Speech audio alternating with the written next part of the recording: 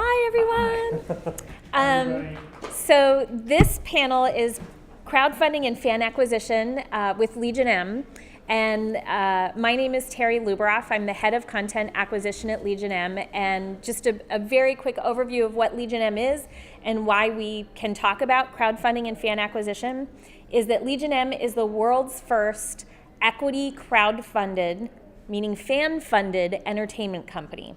So we launched a year ago, and we have about 5,000 investors and about 12,000 members. 13,000. Oh, well, that's good news. Yes, we're Fantastic. almost at 14,000. Okay, well, almost 14,000 members. Yep. And we are what's called an equity crowdfunded company. So what is equity crowdfunding? Let's find out, but let's first introduce the rest of the panelists. Ladies first. I'm David Baxter. I'm head of content development. So there's development and acquisition, and then we have Damian Buer. My name is Damian Buer. I am the ringleader. I handle all the social aspects of the company as well as all the in-house filming of the fun stuff that we do, i.e. panels and online promotions. So I'm the one who interacts with you when you first become a member. I'm in the forums, I'm on the Facebook page, and all of us are members, and we're all on all the Facebook pages and the forums as well. And it really is community first with us. We want people to have fun, enjoy themselves, learn about the filming industry as they're becoming a member and investing with us. Yes. And that's what we do. So there are two types of crowdfunding. There's perk-based crowdfunding and there's equity-based crowdfunding. So how many of you are familiar with perk-based crowdfunding, Kickstarter and Indiegogo? Okay. So there are some pros and cons to perk-based crowdfunding. And why don't we just go through some of the pros for a minute? You want to start? Sure. Well, I mean, if you guys have ever done a Kickstarter, especially if it's entertainment-based, sometimes you can get, depending on your level of gift, you can get anywhere from a t-shirt to an actual DVD of whatever you're helping back. And, it can be really great because you're helping something that you care about. It's very based in the emotion and your love of a particular subject matter. And that's, one of the great things about it. But it's a donation. It's a donation. Right? So you're giving someone something essentially for free. For free. With the promise of some sort of perk if they offer that. Right? Yeah, so if you're investing in like a film, you're going to get like a digital copy for like $5 if you invest, or like a signed autograph of an actor or something like that. And then $10 you get more, including the stuff for the $5 perk. $100 you get the 75, the 50, the 25, the 10, etc. So you get all these physical perks for associating yourself and giving the money. Right. Yeah. So, but there are some cons to perk-based crowdfunding. And one of the cons that we've seen through the years is that when you're pre-selling your movie to the biggest potential fans of your movie, you have already tapped out your market. So if you are pre-selling your movie and you have like a $50 package, and with that $50 package, everybody who donates $50 gets a free copy of your movie, why would they go out and buy another copy? You have no upside. As a filmmaker, you have no upside. You have nowhere to go from there. Another con of perk-based crowdfunding is that you have to fulfill all the packages that you're selling. That's right. And it can be extremely costly and time-consuming that actually takes the person who's running the Kickstarter away from doing the thing that they want to be doing, which is this creative endeavor.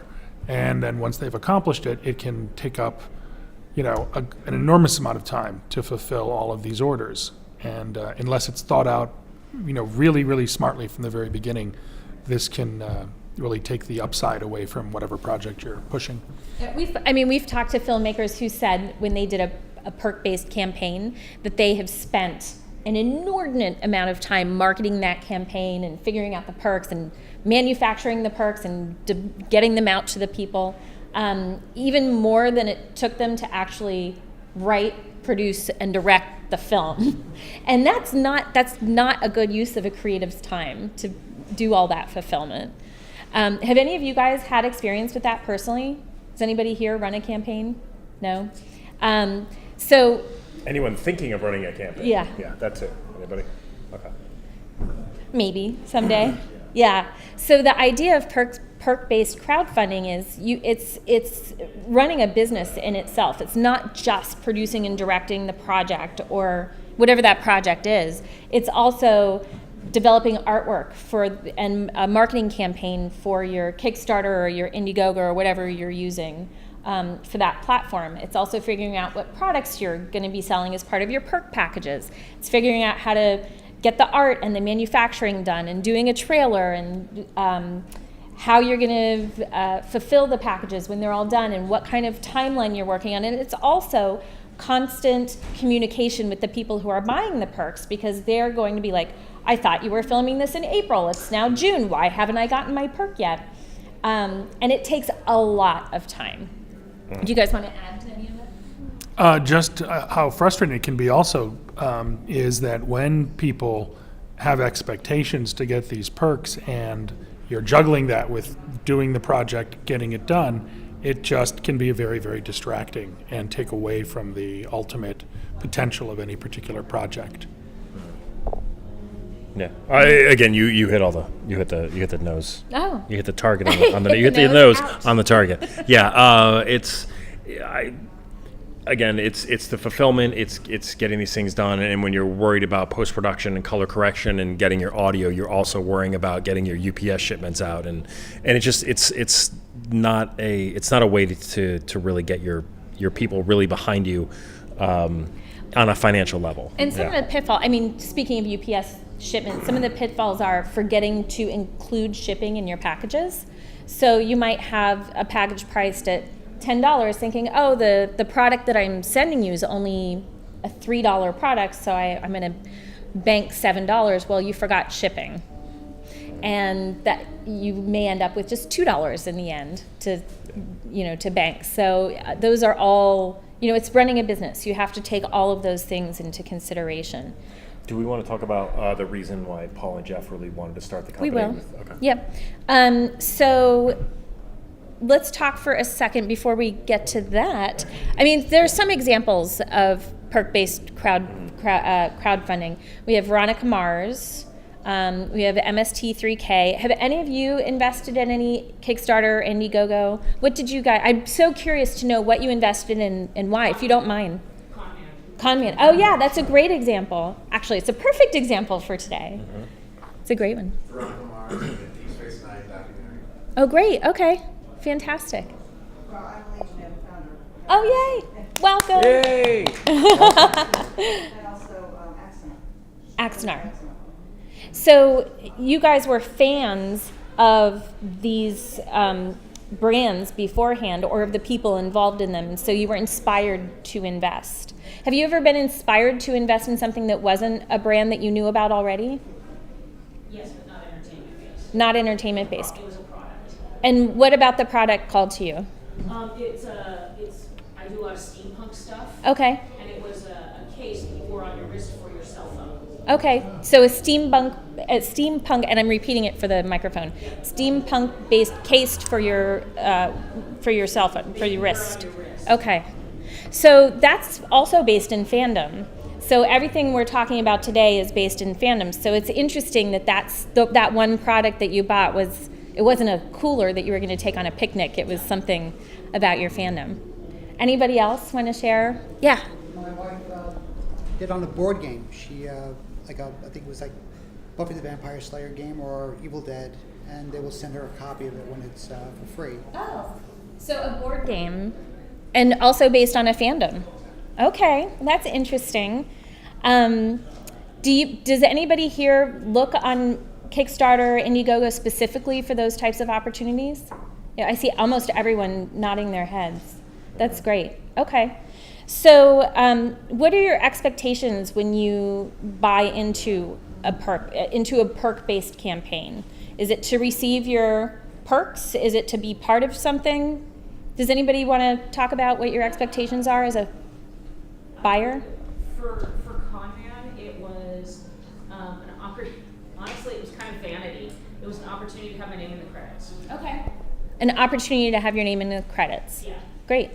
To feel like And you're that's- part of that whole process. Then what ended up happening is a bunch of us got emailed to come be extras on the show. Wow. Oh wow. Did you know about that ahead of time? No, I did not. So you did not know you were going to be an extra. No. That's amazing.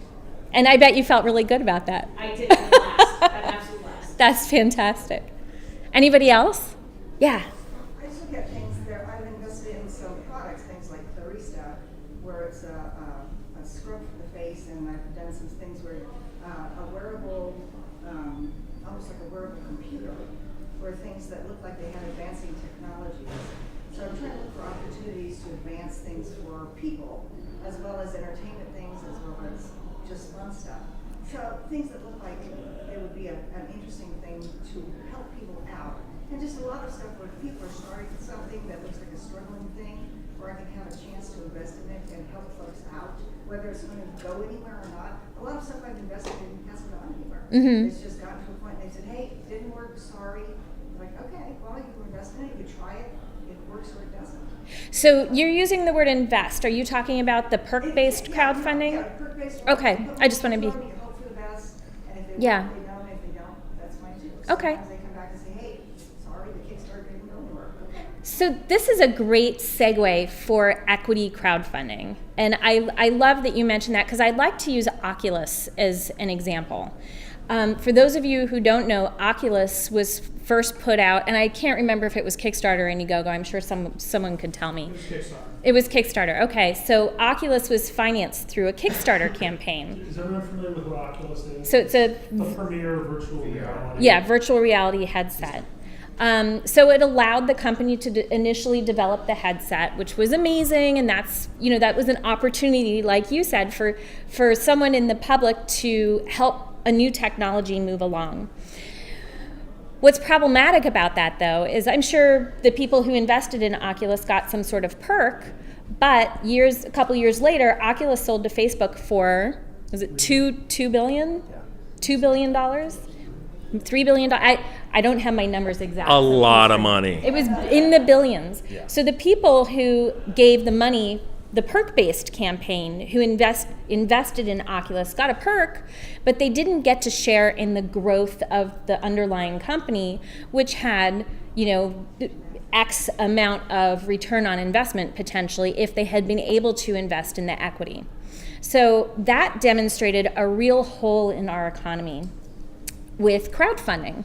So it's great for the people who are just happy to get a perk, get their name in credits, which, by the way, that's amazing that you got to go be an extra. Or if it scrolls by so fast, you have to stop.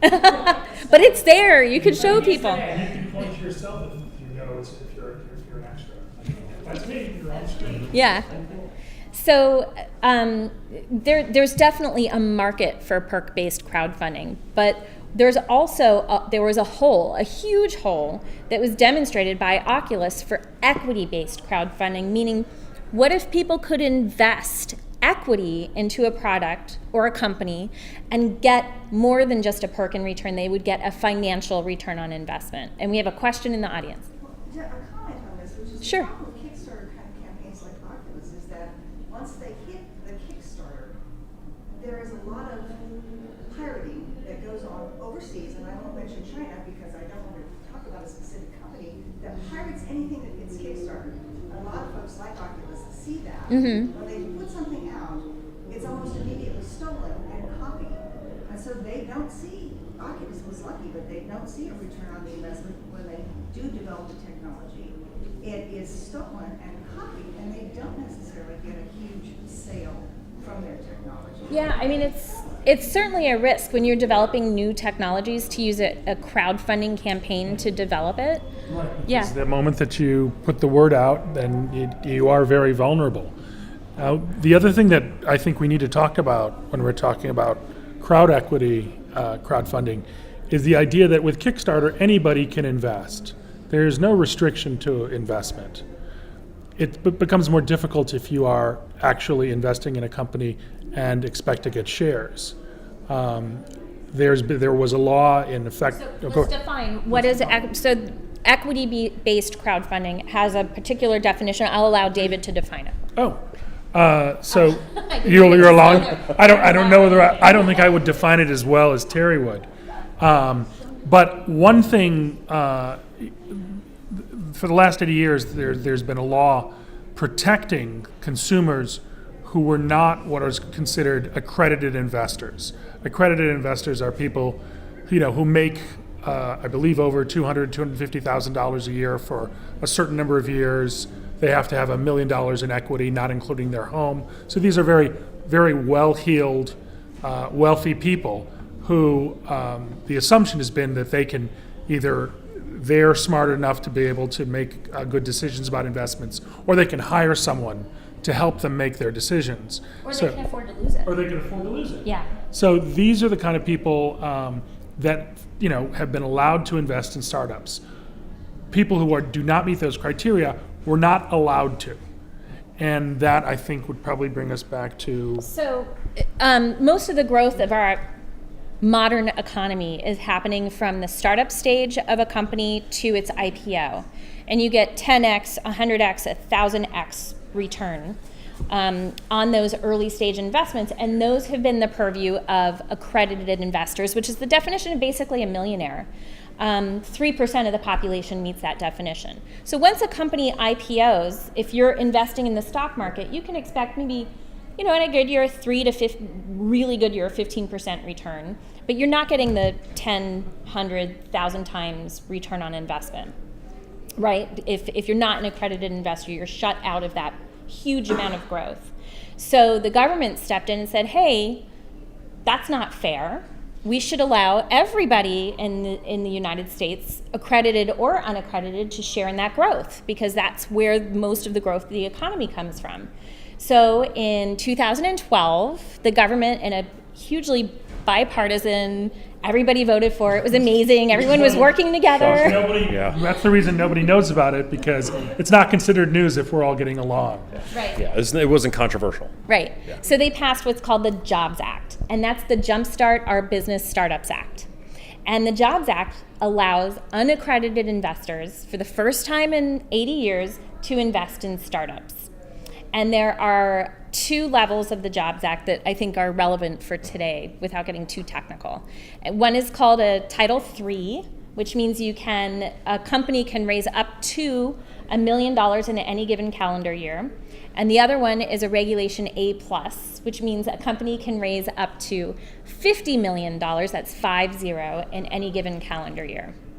And so this opens up a whole new market of potential investors for early stage companies that originally had to go out to VCs or angel funds or friends and family or banks. And it's a whole new way of boosting up the economy. Do you guys want to talk about that? No? Well, Maybe that's that's a good really, thing. Yeah. Well, what we could say is that the founders of Legion M are entrepreneurs, Jeff Aniston and Paul Scanlon, and they had created a company called Moby TV, and I think was it around 2004? They were the first people to make streaming subscription-based television on your phone. Yeah, and this is when you had a flip phone and you could barely get signal to begin with, but they were actually broadcasting television to it. And they basically did such an advancement in technology for television sciences that they won an Emmy.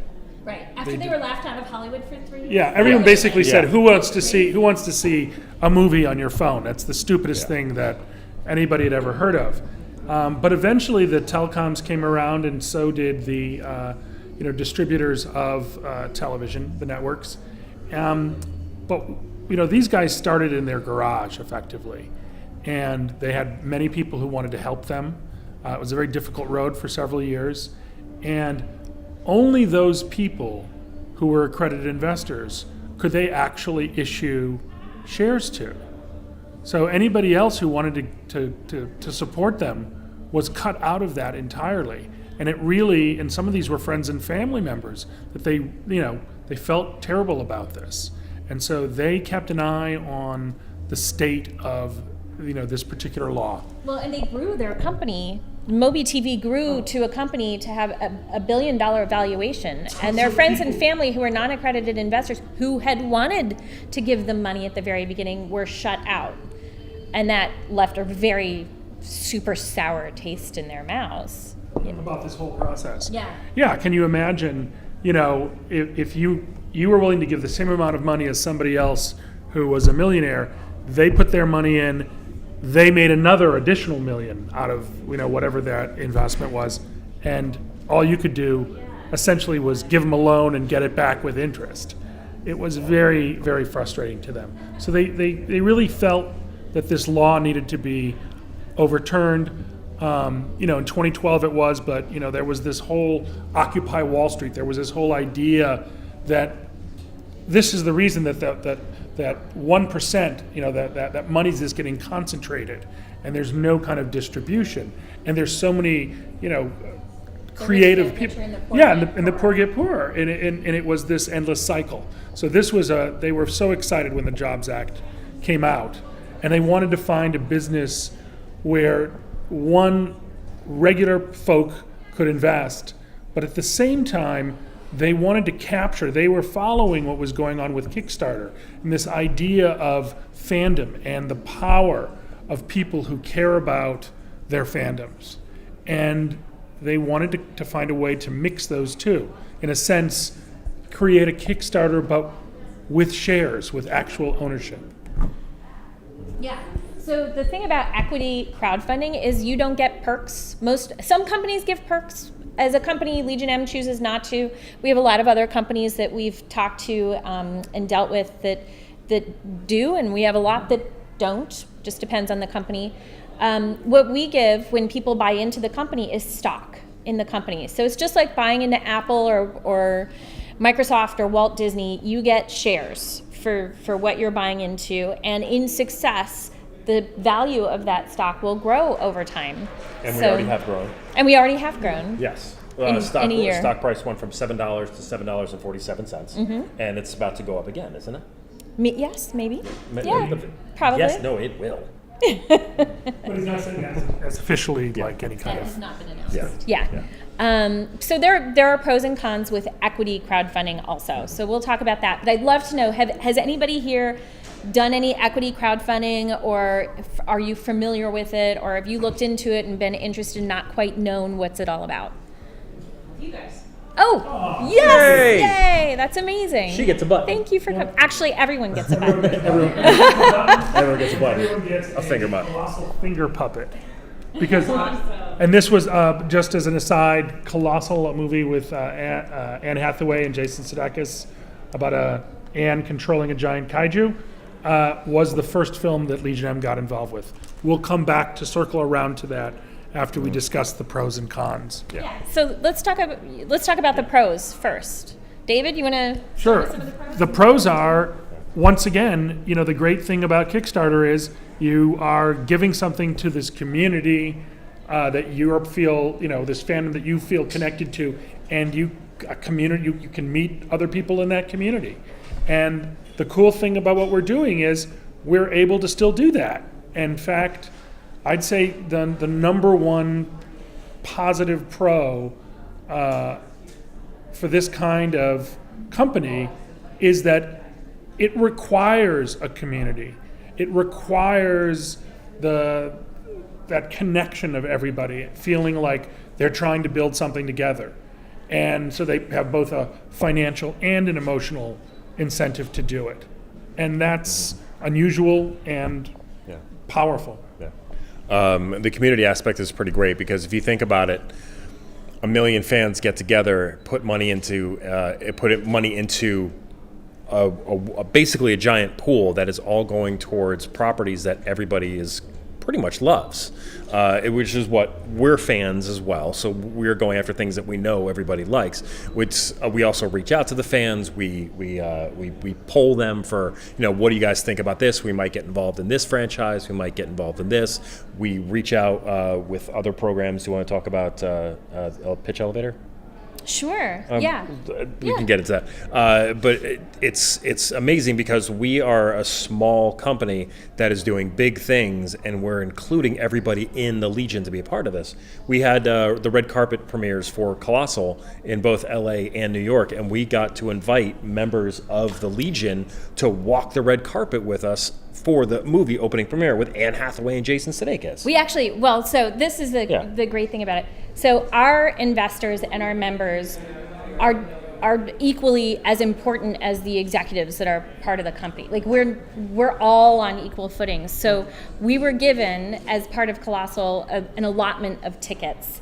And we said, well, those tickets shouldn't be the executives' tickets. They're the members of the Legion's tickets. So we did a raffle, and we gave away our red carpet tickets and actually there's one right there who got to go. So for us, it's important, like when we say we're inclusive and we're a company that wants everybody to be involved, we really put our money where our mouths are. Yeah. Another great example is our forums. We have forums online where people can come and talk and chat. We have job boards, we have opportunities, we post things about contests for screenwriting. I write a blog about writing. We have, I'll get to that in a minute. But so the forums were built entirely by Legion volunteers. And so it was completely crowdsourced. And we're also doing that with, we have a project that we launched at Stanley's Los Angeles Comic-Con in the fall called Pitch Elevator. We had an actual prop elevator built by a prop master from ILM. He's amazing, and a good friend of the company. And we had people come in and pitch their movie and TV ideas. They got 2 minutes to pitch. And we're in the middle of doing a contest, whittling down those ideas. We're using the Legion to figure out which ideas are the best. And they're the ones who are actually voting on it. Yeah. And we built a website in which you can have basically you start judging. 2 videos pop up. You watch both of them. You then rate each video 1 star to 5 stars, and then you have to pick which one did you like better, which then moves it into the next category. 2 new videos come up, and then you watch, vote, judge, next, wash and repeat till you get through all 400 plus submissions that we got in this one pitch elevator competition. And some of the ideas were absolutely amazing, absolutely amazing. So the winner is going to get a development deal for that project for Legion M to turn into a movie or a TV series. And it's completely crowdsourced. So the pros of doing an equity crowdfunded company is that everybody who is invested in the company is financially and emotionally motivated to help the company succeed. And so even though we're a company of 5 people, we're really a company of 14,000 people. And 5. And everyone's working together to help make it. And look what happened when we did our booth with the pitch elevator at the LA Comic-Con. We couldn't staff it. There just wasn't enough people in the company to do it. And we reached out to the Legion, and it was a matter of hours. And we had a fully staffed convention booth with 30 plus people. But it was in under a few hours. So much fun for the people who were they were Legion M volunteers and members, and if you volunteered, you got a free pass to the convention, and you got to come in and hang out, and we had a party, and we tried to make it also fun. And we were filming a pilot for Pitch Elevator, so they get credit on the pilot. Which bye. My kids are not interested in what you've heard it all. Bye guys. Goodbye. And really one of the slogans of the company is we're opening the gates to Hollywood. And that's essentially what we're doing. We're bringing people to red carpet premieres. We're doing behind the scenes. We're getting people on set filming with us. Mm-hmm. We're getting their ideas ultimately in front of people who can actually get them made. And I think that same kind of impulse where people go, God, I'd love to have my name up on the screen. I'd like people to feel like I had a hand in doing this, even if it was a small hand. That's an extremely powerful emotion. In life, it's that the things that we're proud of are so important to us, our children, our friends, and the kinds of things that we create. These are the things that are these hallmark moments. And in a way, Legion M is all about creating those opportunities where you can feel you have at least some kind of impact on a greater thing, and that you can go out and tell people. I spent however many hours doing something for that film, and I guess that leads to Colossal. Sure. Go ahead. Oh. Yeah. Well, do you want to also talk about the Icons Project? Sure, we can talk about the Icons Project. And how we've included people from the Legion in the Icons Project. Yes, I can. Actually, I'm going to talk about Colossal. I want you to talk about Icons. Okay. Because you're kind Colossal. of... Colossal. So one of the things that we realized early on, Terry is head of acquisition, I'm head of development, was that it takes time to develop projects, especially if you're starting, if you've got an idea, a book, to take that to screenplay, to raise the funds necessary to make it, and to produce it and then to distribute it, can be a multi-year endeavor. And the people who were the first founders of our company, they were so excited. They formed their own meeting groups around the country. And they asked us, what can we do? How can we help make this company more successful today? And one of the opportunities that came up was the idea of using the power of the membership to actually impact films that were already made. And so it was incumbent upon us to try to find a project that we felt embodied our idea of what we think creative new kinds of movies would be. Our investors, we like to think of them as they're people who would be at a Joss Whedon convention or at a Comic-Con. And it tended to be genre, science fiction, fantasy, horror. Well, we actually did a poll online with our members. We said, okay, if we're looking for a film to invest in right now that's going to come out in the next 6 months, what genre should it be? And overwhelmingly, it was sci-fi. So we went out looking for a sci-fi movie. Yeah. And we have a number of creative allies, different groups and companies that share the same kind of vision that we have, but it's not a competitive kind of relationship. It's actually it's more like a partnership. And Tim League, head of the Alamo Drafthouse. Alamo Drafthouse is one of the most progressive theater chains in America. He had started a distribution company and a film company, and his company was going out to the Toronto Film Festival to look for films. And our founders took them aside and said, before you go out there, please look for a science fiction film that you feel might be appropriate for our investor pool.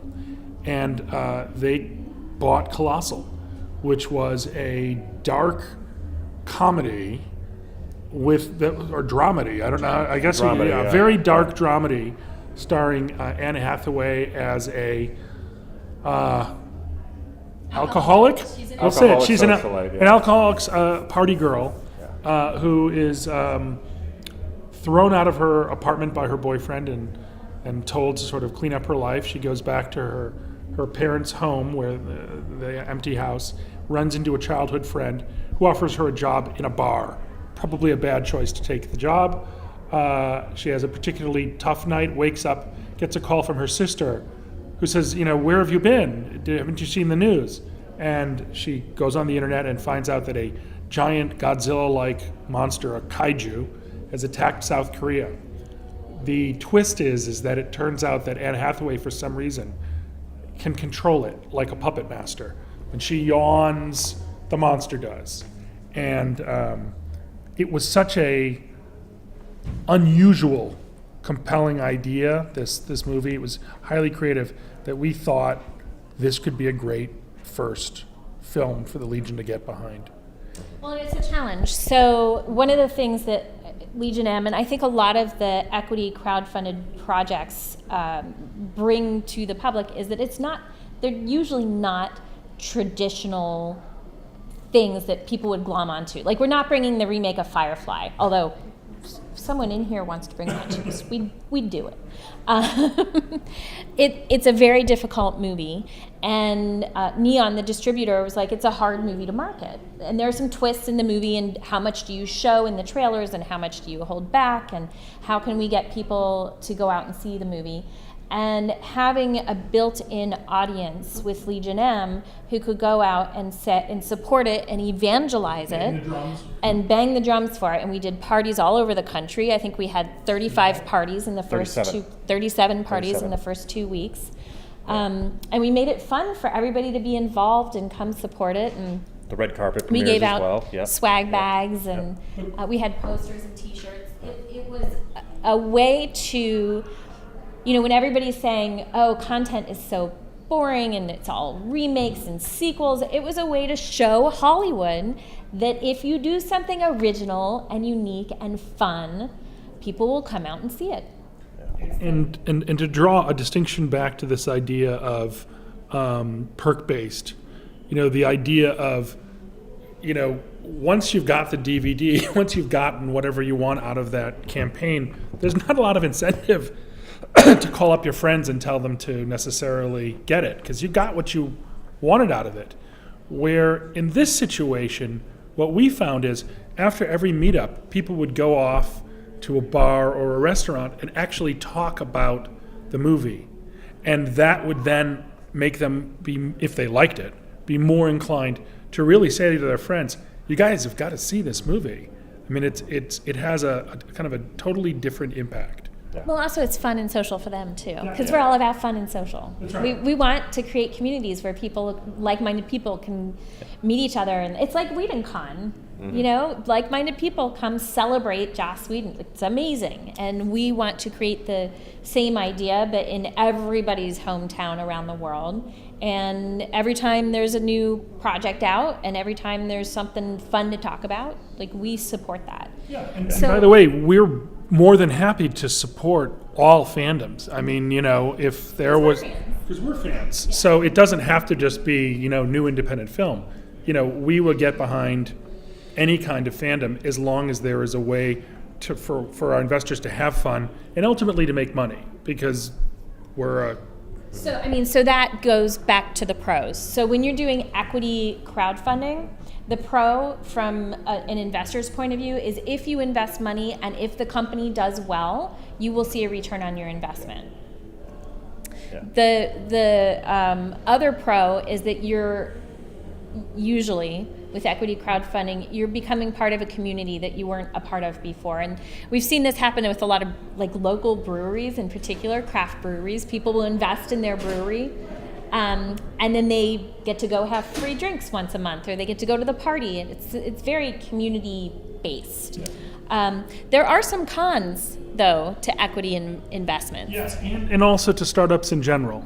I mean, startups are inherently risky. They're inherently risky. And there's no way around that. You have to be kind of willing to lose whatever it is you put in, which is why we're very, very upfront about, please don't invest more than you feel comfortable with. And in fact, it's not a requirement. We just want you to join us. If you want to invest, it's great, but the community is as important in a way as the investment. Have a seat.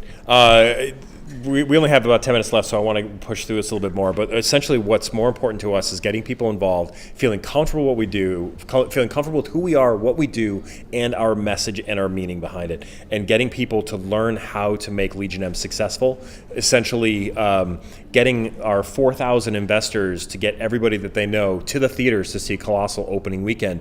We actually moved the needle. We were the #1 movie for 2 weeks in because we were in 4 theaters. We had the most sales per screen out of other films like La La Land and Beauty and the Beast. We were #1. 30,000 per screen average. Yes, absolutely mind-blowing. We floored that needle, and it proved with a small fraction of the amount of people that we want to get into. We want to have 1 million investors, 1 million members to actually move and be a part of this and be a movement, so we can walk into a movie theater or a movie studio and say, yeah, so Firefly, the remake, we're going to do it. We got 1 million people behind us and 50 million in the bank. Let's do this. So we will crush it at the theaters, as well as be financially responsible and fiscally responsible and eligible to actually put our money where our mouths are. And maybe if we did Firefly, you and I wouldn't have to dress up as giant kaiju. Yes. That's part of the job. If you guys have seen any of that, Yeah. that's them, dressed up. Yeah. So, and to quickly jump over to Pitch Elevator. Pitch Elevator was an idea to basically, reach out to our fans and members and investors to find an idea which you cannot trademark an idea. So anybody could just walk in and go, I got an idea about a kaiju controlled by a girl who's, an alcoholic. And if that gets voted upon as to be the best thing, we're going to turn that in, we're going to develop that and make it into a series or a movie or a VR project, and it's going to be amazing. But yeah. But again, yeah, we're kind of short on time, so. Yeah. Oh, so another thing that we did at Legion M that the crowd, the Legion M members helped with was our virtual reality project called Icons. And Icons is an interview series, and what we do is we take an icon, a luminary of our time, and we ask that person to choose their interviewer, and then we film it in super ultra high fidelity virtual reality in extreme close-up, which had never before we did it, had never been done before. Yeah. So for our pilot episode, we filmed Stan Lee, who said, Kevin Smith has to interview me. He knows all about me. So we got Kevin Smith to come in and interview him. I'm the worst Stan Lee impersonator ever. It was horrible. So for an hour and 40 minutes in Stan Lee's home, we set up 2 8K cameras. So for a total of 16K quality, ridiculous amount of data, you will be putting on a virtual reality camera and sitting across from Kevin Smith and Stan Lee in Stan's own house. And You're you'll the be third able to person at the look table. around, staring across the table at them. But what's amazing about that project was, I mean, we could have produced it ourselves. Yeah. Sure. It would have been great, but it didn't have the story of the fans. So we went out to the Legion and we said, hey Legion, we're interviewing Stan Lee. What are your burning questions for him? Send them in to us and we'll make sure they get asked. And we got 100 questions, easily 100 questions, and we gave them to Kevin Smith and we said, these are the questions from the fans, make sure they're asked. And he asked every single one. And Stan Lee answered every single one. And then afterwards he signed, I put them all on note cards. He signed all the questions, and when we release Icons, we'll be showing everybody's question that was signed by Stan Lee. But it was completely crowdsourced. Yeah. So it was what amazing. we'll be doing now is we'll be going after other icons and luminaries in the entertainment and scientific world that really interest us as fans, and doing this series with another host and asking the fans for more questions and including them in this and actually making them a part of the series. Right, and our Yeah. videographer and our set photographer, we had a set PA, all members of the Legion. So, Yeah. He knows it's true. Yeah. So it really is us opening the doors to Hollywood, letting people be a part of it. And again, we have other concepts and ideas that we're putting together that we're bringing into. Do we want to talk about Tales from the Legion, real quick? we can talk about it. I haven't made a formal announcement. Yeah, we don't have about it, much time, but so we Yeah, just I mean, want to just throw a little out to it. very quickly, and this is yet another advantage of equity crowdfunding is you have all this talent that comes into your company. So one of the things that we've promised was to open the gates to Hollywood. One way to do that is to give people a way to get their work seen. So we are going to be launching in the next probably 2 weeks something called Tales from the Legion. And it's going to be an annual book that's published where it is short stories, flash fiction, poetry, anything in narrative prose, all written by members of the Legion. And we have a submission process, and it's completely crowdsourced from the Legion. The Legion is going to read the stories and evaluate them, and the ones that get chosen to be in the book, it's going to be a hardcover publication coming out around Thanksgiving. And it's going to be amazing. And all of those stories are stories we'll take a first look at for development in the future. So it's just another example of the advantages of equity crowdsourcing, because you now have all of these pieces of talent from all over the world who want a way to get seen and a way to be heard and a way to break in, where before it was impossible, we're giving them paths now. There are other examples, though. It's not just Legion M, since this was about crowdfunding. So we like to talk about our own company because we love it. No, but we should also leave room for questions. Yeah. But there are other examples of companies that are doing this. There are feature films that have been equity crowdsourced. One of them is Field Guide to Evil, which we as a company invested in. It was done through Indiegogo's Microventures. And if you guys are interested in investing equity in individual film projects, that is out there. Some of them require accredited investors, but some of them don't. Do we make it clear? So with Legion M, you're investing in the company. You're not investing in a particular film that we're working on. So it's Yeah. yeah. Other projects are Comic Blitz, which is an online comic book reader service. If you guys are into reading comics online, I know Comixology has that ability too. This is the Netflix of comics. So you pay a monthly fee and then you get all these comics. They also just finished their equity crowdfunding campaign. And there's another company that we're familiar with called Voyage Media. And it's a company where screenwriters can partner with producers to help hone their scripts and make them better and help figure out how to get them packaged for sale eventually. So those are all examples of equity crowdfunded entertainment companies. Yeah. Expectations of the people investing are just whatever has been promised to them and a return on investment. And expectation of the companies differs for each company. For us, we want everyone to feel involved and valued and communicate with us and let us know how we're doing and where we can improve. And that's our expectation in a nutshell. Yeah. So questions, we have 3 minutes. Does anybody have any questions? Is it all about crystal clear? About crowdfunding, whether it's equity-based or perk-based, pros and cons? Yeah. I'm more into video gaming myself. Have you ever heard of a website called Fig at all? No. It's the second kind of crowdfunding where you can also become an investor. Okay. Where, like, Double Fine, they did Psychonauts and a lot of Brutal Legend and things like that. Like, they're part of the founder. Like, they did Broken Age, which at its time was one of the biggest crowd-funded indie games ever because Tim Schafer, and he did Day of the Tentacle, a lot of LucasArts classic adventure-style games. So I want to ask if you knew about that. I mean, the gaming world, I mean, there's enormous amounts of money are being raised to develop games. And because of that, intense fandom for a particular game, they've been very, very successful at it.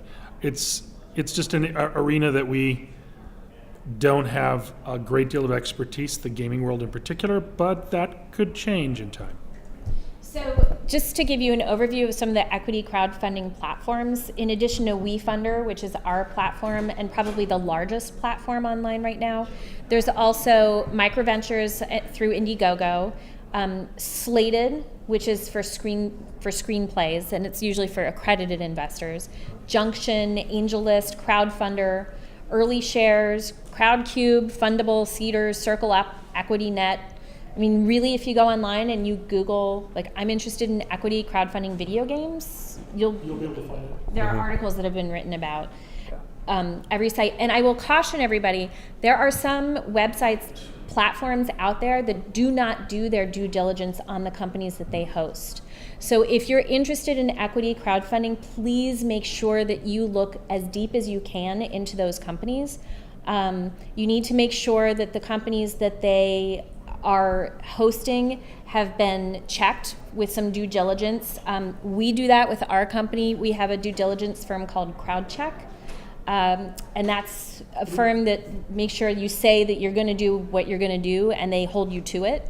And there are companies out there that don't. So do your research. And also we operate out of a platform called WeFunder. That's the way that people can invest. But check ratings on platforms too, because there are some platforms that have not as good as others. The SEC has said don't invest in this. I don't know if the SEC has said that, but there have been reviews where it Have said analyzed don't these. do their due diligence, be careful. So I hope that answers your question. I think we're out of time, but we'll go outside if anybody has any other questions. We're happy to answer them. And thank you so much for staying for our panel. And again, you guys can And find us. buttons and stuff. Yeah, and you guys can find us at thelegionm.com. Not Legion M, it's thelegionm.com. You can find us on Facebook at thelegionm.com. Just look for Legion M. And then there's also us on Twitter, Legion M Official. Just look for Legion M and you will find us. And with that, buttons yeah. and- Thank you very much, everyone. Thank you.